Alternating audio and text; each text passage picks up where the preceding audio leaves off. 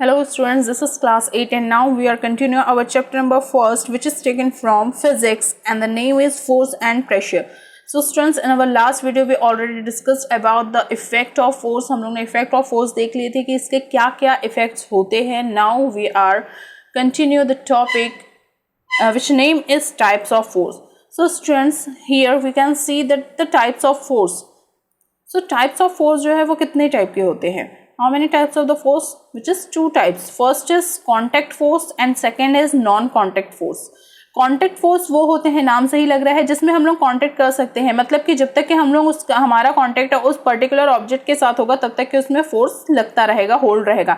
And non contact force वो होते हैं जिसमें हम मतलब कि हमारा जो कांटेक्ट है वो इनडायरेक्टली होता है, ये जो हमारा कांटेक्ट उसमें होते ही नहीं है.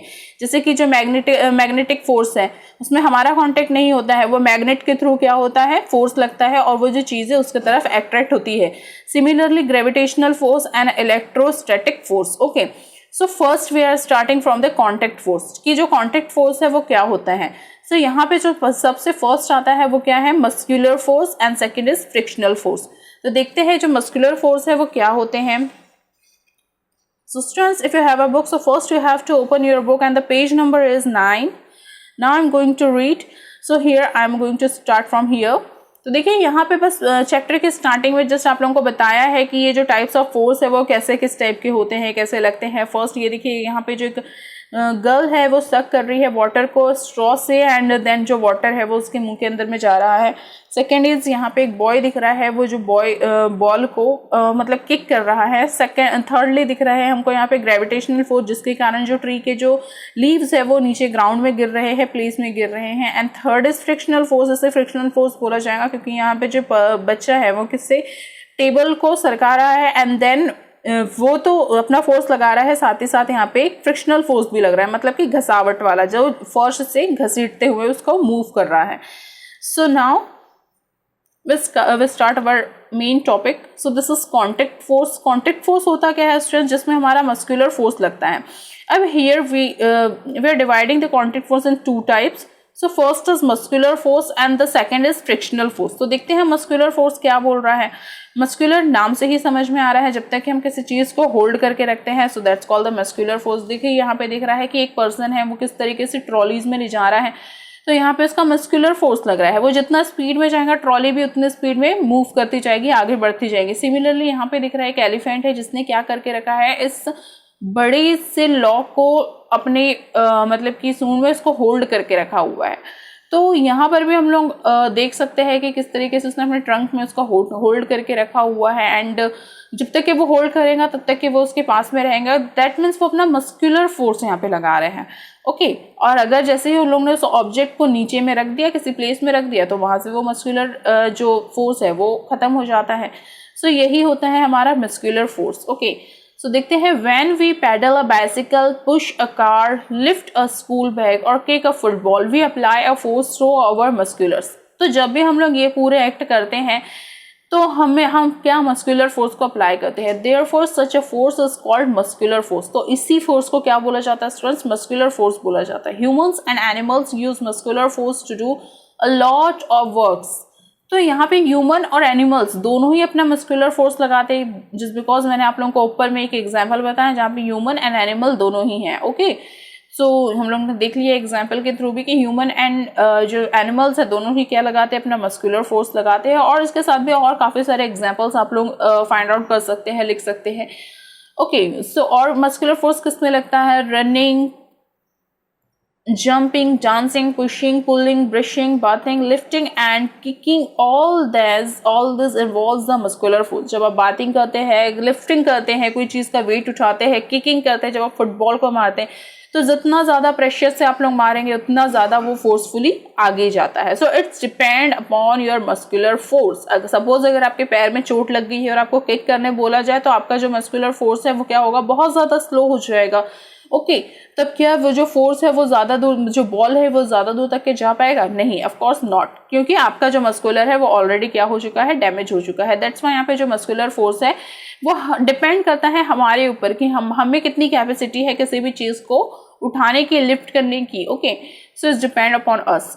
Since muscular force can be applied on an object, therefore it is an object only when our body is contact with the object, therefore it is a contact force. देखिए इस चैप्टर के starting में ही मैंने आप लोगों को बताया था कि मस्कुलर फोर्स में जब तक कि हम किसी पर्टिकुलर चीज से कनेक्टेड रहते हैं या ऑब्जेक्ट को होल्ड किए रहते हैं तब तक ही हमारा कनेक्शन उसमें होता है और फोर्स उसमें लगता है. सपोज ये जो पेंसिल है जो मैंने पकड़ा हुआ है, तो जितने देर तक मैं इसको होल्ड कर ही रहूंगी, हालांकि इसको ये है बहुत ज्यादा लाइट वेटेड, बट इसको पकड़ने में भी जो मस्कुलर फोर्स है वो एक्ट कर रहा है. ओके, अगर मैं इसे पकड़ूं ही ना, अगर मेरे फिंगर में पेन हो और मैं ना पकड़ पाऊं, तो यहाँ पे मेरा कोई भी फोर्स नहीं लग रहा है. तो देखिए ये पेंसिल को जितने देर तक मैंने पकड़ा है वो उतने देर तक ही मेरे हाथ में रहेंगी, मतलब कि जब तक कि मैंने अपना मस्कुलर फोर्स इसमें लगाया है तब तक के. और अगर मैं इसे नीचे ऐसा रख दूं तो मेरा कोई भी मस्कुलर फोर्स नहीं लग रहा है. यहाँ पे मेरा जो मस्कुलर फोर्स है वो फाइनली खत्म हो चुका है. ओके, तो यहाँ पे वही बताने की कोशिश कर रहा है वो कि जैसे जितने देर तक हम लोग उससे कनेक्ट रहेंगे उतने ही देर तक वो जो मस्कुलर फोर्स है वो लगा रहता है. And the another is friction force. So friction force भी कॉन्टैक्ट फोर्स का ही पार्ट है. कॉन्टैक्ट फोर्स को हम लोग ने दो पार्ट में डिवाइड किया था. First is muscular force and second is frictional force. So here we come to the point, the frictional force. So frictional force क्या होता है स्टूडेंट्स? फ्रिक्शनल फोर्स वो होता है जिसमें घसावट होती है. जैसे आप लोग लट्टू खेलते हो, है ना, देखिए यहाँ पे एक लट्टू वाला साइन दिख रहा है. तो जब हम लोग उस लट्टू को घुमाते हैं तो क्या होता है, वो फर्श से भी फ्रिक्शन करता है और खुद अपना सेल्फ भी घूमता है. ठीक है, अगर उसका जो प्रॉपर जो सरफेस है वो अच्छा नहीं मिलेगा, मतलब कि अगर वो सरफेस से घर्षण नहीं होगा, उसका फ्रिक्शन नहीं होगा. घर्षण मतलब क्या होता है? घसना. फ्रिक्शन मतलब क्या होता है? घसना, मतलब कि किसी भी चीज से घर्षण होना, घसावट होना. तो उसे ही क्या कहा जाता है? फ्रिक्शन फोर्स कहा जाता है, जिसमें दोनों ही टाइप के फोर्स लगते हैं. देखिए यहाँ पे एक बच्ची है जो क्या कर रही है, झूला झूल रही है. तो झूला झूलने में क्या हो रहा है, ऊपर में ये जो रॉड, जो 2 हुक्स लगे हुए हैं, वो भी फ्रिक्टेड हो रहे हैं एक दूसरे से, मतलब कि इसमें भी घसावट हो रही है. देन इसका इंडिविजुअल फोर्स तो लग ही रहा है, मस्कुलर फोर्स. तो यहाँ पे ये दोनों फोर्स वर्क करते हैं. सपोज अगर यहाँ पे जो 2 हुक्स है उसको मैं सिर्फ एक स्ट्रेट रॉड बना दूं और उसमें कोई भी फ्रिक्शन ना हो, तो क्या ये जो स्विंग है ये क्या मतलब कि फॉरवर्ड एंड बैकवर्ड जाएगी? नहीं, ये यहीं पर रुक जाएगी. सपोज अगर मैं ये जो लट्टू है यहाँ पे जो दिख रहा है, जो राउंड करता है, तो यहाँ पे अगर फर्श के पास, सरफेस के पास इसमें फ्रिक्शन फोर्स नहीं लगे तो क्या ये मूव करेगा? Of course not. तो इसे ही क्या बोला जाता है? फ्रिक्शनल फोर्स कहा जाता है. Now I am going to turn the page.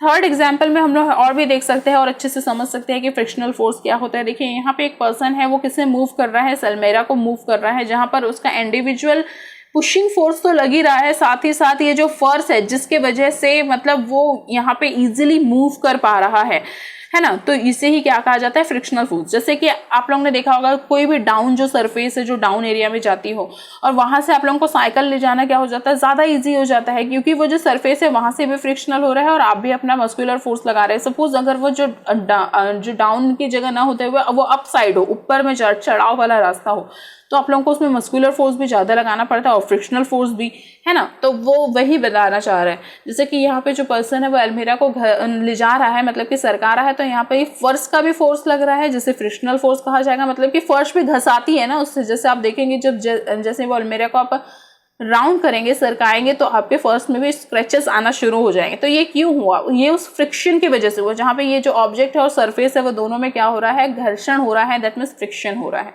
सो इसे ही क्या कहा जाता है? फ्रिक्शन फोर्स कहा जाता है.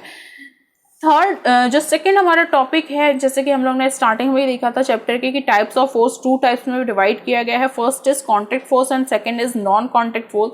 सो here I am going to start the non contact force and इसका जो फर्स्ट टॉपिक है which is magnetic force. So magnetic force हम लोग बहुत अच्छे से फेमिलियर है इसके. And in our last class हम लोगों ने पढ़ा भी है कि जो मैग्नेट है वो किस तरीके से वर्क करता है और कैसे ऑब्जेक्ट को अपने तरफ में अट्रैक्ट करता है. ओके, आयरन ऑब्जेक्ट्स को अपने तरफ में अट्रैक्ट करता है. सो आप लोगों ने इस चीज को देखा होगा. सो उसे ही क्या कहा जाता है? मैग्नेटिक फोर्स कहा जाता है. Okay, so what is magnetic force? What is magnetic force? So यहाँ पे देख सकते हैं आप लोग, अट्रैक्टिव और repulsive force exert by a magnet. मतलब कि ऐसा फोर्स जो मैग्नेट से निकल के किसी भी चीज को अट्रैक्ट करता है अपनी तरफ, किसी भी चीज को, आयरन को अपने तरफ में अट्रैक्ट करता है, वो क्या कहलाता है? मैग्नेटिक फोर्स कहलाता है. Okay, now another is electrostatic force. Electrostatic force क्या होता है students? Electrostatic force is different from magnetic force. Okay, so magnetic force सिर्फ आयरन थिंग को ही अपने तरफ में अट्रैक्ट करता है, बट यहाँ पे इलेक्ट्रोस्टैटिक फोर्स वो फोर्सेस होते हैं जहां पर थोड़ा सा भी अगर हम लोग फ्रिक्शन कर देना तो उस चीज में इलेक्ट्रोस्टैटिक पावर आ जाते हैं और वो थोड़ी देर के लिए किसी भी चीजों को अपने तरफ में होल्ड कर लेते हैं। सपोज आप लोगों ने अगर एक एक्सपेरिमेंट किया होगा जिसमें आप एक कॉम्ब लेंगे, कंघी लेंगे और उसको अपने बालों से घसेंगे। ओके, थोड़ी देर में कॉम्ब करने के बाद फिर आप कुछ पेपर के टुकड़े ले और फिर उसके पास में रखे, तो वो जो पेपर के टुकड़ा है वो उसके तरफ में अट्रैक्ट होना शुरू हो जाते। क्यों ऐसा होता है? क्योंकि उस कॉम्ब में फ्रिक्शन की वजह से इलेक्ट्रोस्टैटिक्स पावर उसमें एक्सर्ट हो जाती है और इसी इलेक्ट्रोस्टैटिक्स पावर के वजह से वो जो कागज के टुकड़े हैं, वो जो पेपर बंचेस आपने जो काट के रखे हैं, वो क्या होने लगते हैं, उसके तरफ में अट्रैक्ट होने लगते हैं। ओके, वो होल्ड करने लगता है कॉम्ब उसको। तो ऐसा क्यों होता है? इलेक्ट्रोस्टैटिक्स फोर्स की वजह से होता है। सो यहाँ पर जैसे एक यहाँ पे एक इमेज दिख रही है जहाँ पे एक बच्ची है, वो क्या कर रही है, ये जो बलून है उसको अपने हेयर से फ्रिक्टेट कर रही है, घस रही है और फिर उसके बाद वो दीवारों में उसको चिपका रही है। यहाँ पे दिख रहा है, यहाँ पे अपने वो बालों से उसको इलेक्ट्रोस्टैटिक फोर्स के थ्रू क्या कर रही है, यहाँ पे वॉल में चिपका रही है। तो ये जो वॉल है वो उसको सिर्फ इलेक्ट्रोस्टैटिक फोर्स की वजह से होल्ड कर पा रहा है। Okay, so what is electrostatic force? Attractive और repulsive force exert by a charge of body. तो इसका जो चार्ज है वो किससे मिलता है? बॉडी से मिलता है। अच्छा, फर्स्ट ये विथ चार्ज मतलब कि इसमें चार्ज भी होता है और कुछ अनचार्ज फोर्सेस भी होते हैं। ओके, जो किसको अट्रैक्ट करते हैं? जैसे चार्ज मतलब कि हमारी बॉडी से वो चार्ज हो रहा है, एंड अनचार्ज मतलब कि जो एक ऑब्जेक्ट है वो कॉम्ब हमने ले लिया। तो यहाँ पे दो पॉइंट का कनेक्शन हो गया, चार्ज थिंग का एंड अनचार्ज थिंग का, और फिर उसमें इलेक्ट्रोस्टैटिक्स जो पावर है वो सप्लाई किया गया। देन फिर वो किसी भी ऑब्जेक्ट के थ्रू वो क्या हो गया, पुल होने लगा, मतलब कि होल्ड होने लगा अपने ऑटोमेटिकली। जब तक कि उसमें वो पावर रहेगा वो ऑटोमेटिकली होल्ड रहेगा वहां पे। ओके, जैसे ही वो जो पावर है फोर्स है वो रिमूव होगा तो ये जो चिपके हुए बलून है या फिर जो चिपका हुआ कागज है जो कॉम्ब में चिपक गया था वो रिमूव होना शुरू हो जाएगा। ओके, सो इसे ही क्या कहा जाता है? इलेक्ट्रोस्टैटिक्स फोर्स कहा जाता है। Now the third point is gravitational force. Gravitational force ये हम लोग बहुत पहले से पढ़ते हुए आ रहे हैं। Gravitational law which is discovered by the Newton. So here first हम लोग यहाँ पे देखते हैं एक स्टोरी, जो कि इसकी स्टोरी है, न्यूटन की स्टोरी है। सो यहाँ पे देखिए न्यूटन दिख रहा है, एक ट्री बना हुआ है, उसके ऊपर में एप्पल लगे हुए काफी सारे। तो यहाँ पे जो न्यूटन है वो क्या कर रहा है? There is a story behind the discover of gravity, मतलब कि ग्रेविटी के डिस्कवर के पीछे भी एक स्टोरी है, इस चीज से हम लोग बहुत अच्छे से फेमिलियर हैं। So one day sir Isaac Newton the famous scientist and the great philosopher was sitting under an apple tree. तो यहाँ पे ग्रेट फिलोसोफर, ग्रेट साइंटिस्ट जिसका नाम क्या था, न्यूटन था, वो ट्री के नीचे में बैठे हुए थे। And an apple fell on his head, और जो एप्पल था वो उसके सर के ऊपर में गिर गया। This incident led him to discover the law of gravitation, और इस इंसिडेंट ने उसको ये एग्जिट किया कि अब उसको ग्रेविटेशनल लॉ के बारे में या फिर लॉ ऑफ ग्रेविटेशन के बारे में जानना चाहिए, सोचना चाहिए और उसके बारे में डिस्कवर करना चाहिए। और उसने काफी सारी चीजें क्या कर दी, डिस्कवर कर दी। तो इसे ही क्या कहा जाता है? ग्रेविटेशनल फोर्स कहा जाता है। एंड ग्रेविटेशनल फोर्स होता क्या है? So the force exerted by the earth is called the force of gravitational or simply gravity। मतलब कि ऐसा फोर्स जो अर्थ के थ्रू लगाया जाता है उसे ही ग्रेविटेशनल फोर्स कहा जाता है और इसे ही ग्रेविटी कहा जाता है, जिसके थ्रू जो सभी प्लैनेट है वो होल्ड किए हुए हैं यूनिवर्स में। सभी जो प्लैनेट है वो होल्ड किए हुए हैं। अदर थिंग जो हम लोग यहाँ पे है, हम लोग अपने आप को होल्ड कर पाते हैं। एंड कोई भी चीज जब हम लोग ऊपर से नीचे फेंकते हैं तो वो जो नीचे सरफेस की तरफ आती है, तो वो जो अर्थ है वो अपने तरफ ग्रेविटी के थ्रू उसको क्या करता है, अट्रैक्ट करता है, खींचता है। तो यही चीज उसमें बताई जाती है। जैसे कि देखिए यहाँ पे काफी सारे ऑप्शन आपको दिए गए हैं। ये जो पर्सन है वो बॉल को ऊपर फेंक रहा है और वो किस तरीके से नीचे आता है। सेकंड चीज यहाँ पे दिख रही है, या फिर जो पेड़ों से पत्ते गिरना जो नीचे गिरते हैं, या फिर स्काई से कोई भी चीज नीचे टाउन पे आती है। ओके, तो ये सब चीजें जो है, या फिर आपके टेबल में जो पेन रखी हुई है वो मूव करती हुई जब नीचे गिर जाती है, तो ये जितनी भी चीजें होती है वो किसके कारण होती है? Just because of gravitational force. Okay, तो यही वर्क है ग्रेविटेशनल फोर्स का कि वो अपने तरफ में सरफेस के पास में किसी भी चीज को खींच के रखता है।